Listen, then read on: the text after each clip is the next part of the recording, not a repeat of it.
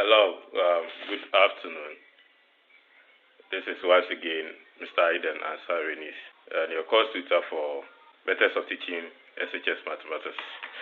We are now in session 3, which deals with teaching methods 2, and session 1 of unit 3, which deals with teaching methods 2. Session 1 of unit 3 is cooperative groups.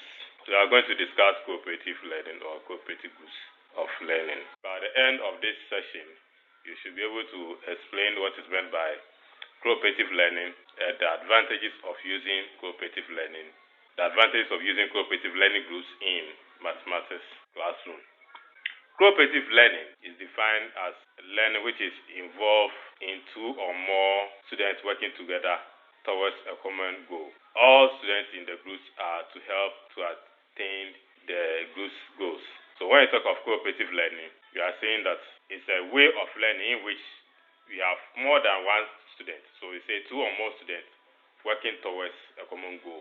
And most of the time, they may be placed in groups or they may not be in groups. Cooperative learning is different from group learning, but like most of the time we interchange the words. But the fundamental part of cooperative learning is that most of the time they work in groups.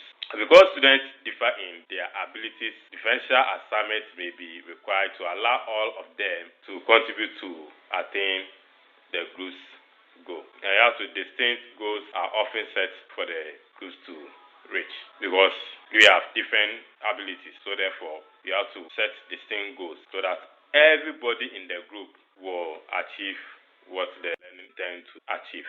Another point is that cooperative learning requires all group members to succeed, and performance is based on group total success or total success of the group. I performing, you performing will depend on all of us being successful. If one fails to perform his tasks and others also are not putting their weight, the whole group will be deemed as not successful. So these are some of the reasons why, or some of the definitions for cooperative learning. Then it says through cooperative learning, teachers can allow students the opportunity to benefit from the strategies of their peers. Your peers may have different strategies, and through cooperative learning, all students will be allowed to tap into other students' strategies. And it's the best way to learn mathematics. That's why we said mathematics is not learned by individual. Mathematics is best learned when you learn them in groups. And many teachers integrate cooperative learning into their instructions by allowing students to cooperate or allowing students to complete assignments in pairs or small groups. So most of the time you see teachers asking the students to go and work in groups, give them assignments and ask them to go and work in groups. This is what cooperative learning is much about. And the teacher should carefully select the groups, pairing students with more pairing more most brilliant or average students with the below average ones, with the higher average ones.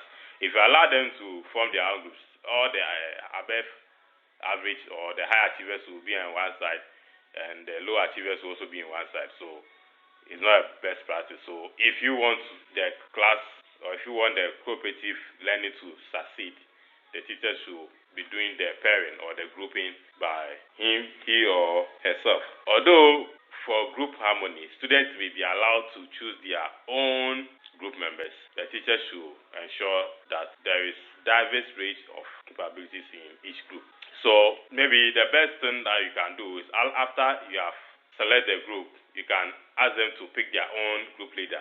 That's one of the things that you can also do in the group. The timing that they can meet should all be left for the student to decide and stuff. Yeah, but just for group harmony's sake, allow them to pick their own is very dangerous. So the teacher needs to come in a way, but make sure that their different capabilities are all coming together to form. Then we go to organization and strategies of cooperative learning. Students work in groups, in small groups of 4 to 6, encouraged to discuss and solve their questions or solve problems. Then another organization is that students are accountable for management of time and resources, both as individuals and as a group. The teacher moved from group giving assistance and encouragement,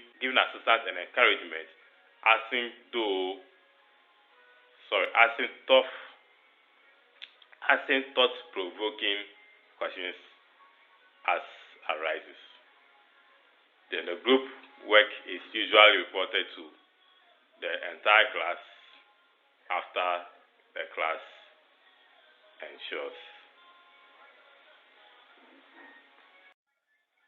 It also allows students to work together as a team, fostering cooperation rather than unhealthy competition. Without cooperative learning, there can be unhealthy competition. So you try to bridge that gap by ensuring cooperative learning. It provides for students to student discussion, social interaction, etc. Johnson & Johnson in 1989 reported that cooperative learning have 5 basic elements: positive interdependence, face-to-face interaction, individual accountability, collaborative skills, and group processing. When you say independent interdependent, what does it mean? Independent interdependence means that the success of the group depends on, or the success or the group, they agree that they are going to get depend on the success of the whole group or the efforts of each member. And the face-to-face interaction, that's when the students interact with each other more. The individual accountability is that every student have his own role to play. You don't leave all the job for others where you sit somewhere. Advantages of cooperative learning. 1. Cooperative learning makes it possible for students to benefit from their classmates' knowledge and thoughts. 2. Cooperative learning removes competition among students. It teaches students to cooperate with each other. Cooperative learning is motivational. It encourages all students to do their best. It involves discussions and exchange of ideas. Mathematics activities done in cooperative groups has a number of benefits. And one is that students putting their thoughts into words is the first step towards putting mathematics on paper, which is more difficult. Then mathematics activities are games in which success depends largely on mathematical thinking.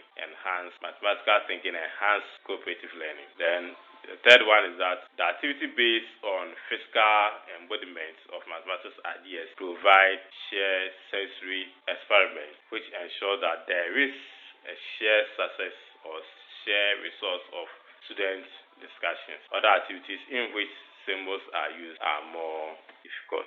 Implications of cooperative learning for teachings include teamwork is encouraged and students gain from each other. Students learn to accept responsibility for their own learning. It reinforces understanding. Each student can explain to other group members.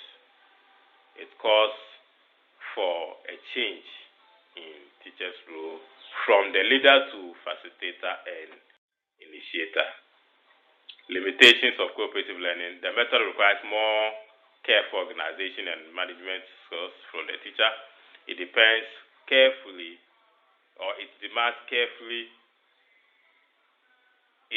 careful pre-planning and investment of time. It requires that the teachers are skilled in identifying and selecting mathematically rich movements as they occur during the group discussions. Alright, so this brings us to the end of the session. At the end of this session, we discuss what is meant by cooperative learning and the advantages of using cooperative learning in groups in mathematical classroom, as well as its limitations.